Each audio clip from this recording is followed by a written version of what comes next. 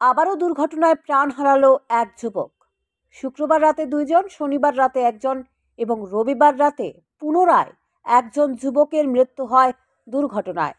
ঘটনার বিবরণে জানা যায়, রবিবার রাতে ধর্মনগর কৈলাসহর বালিধুম ব্রিজের কাছে রাত 12:30 নাগাদ স্কুটি নিয়ে দুর্ঘটনায় পড়ে 2 যুবক। স্কুটির নম্বর TR02H7229।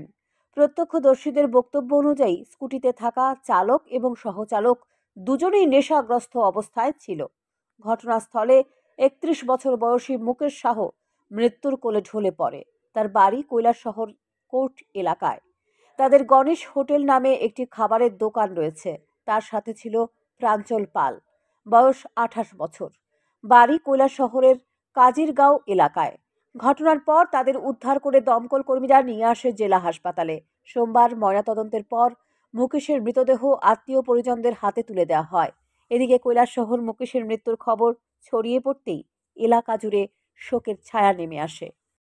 অঙ্কুর অধিকারী আমার পিছনে বহাত আসলো বা আমার অঙ্কুর অধিকারী লগের সাথে বহাত আসলো। মানে তোমার পেছনে কে বইছে তুমি তার চিনো না? না, কনফিউশনে আছে। জানো না তোমার মানে তোমার তুমি যে এমন ভাবে স্কুটি চালাইছো তোমার পেছনে কে বইয়ে দিছে তাও জানো না। এমন ভাবে ইন দ্য সেন্স মানে আমি কনফিউশনে আছি ওইটুকুই।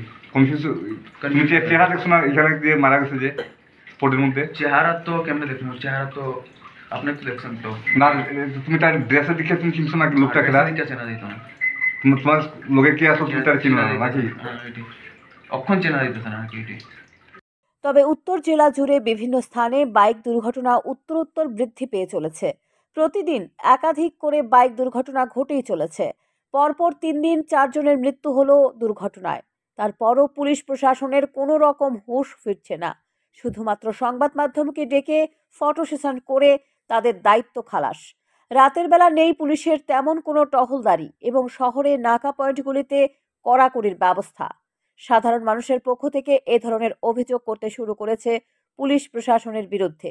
সকলের অভিমত, যদি পুলিশ সঠিকভাবে দায়িত্ব পালন করে তাহলে এই ধরনের ঘটনা জেলায় বৃদ্ধি পেত না এবং অকালে ঝরে যেত না বহু তরতাজা প্রাণ।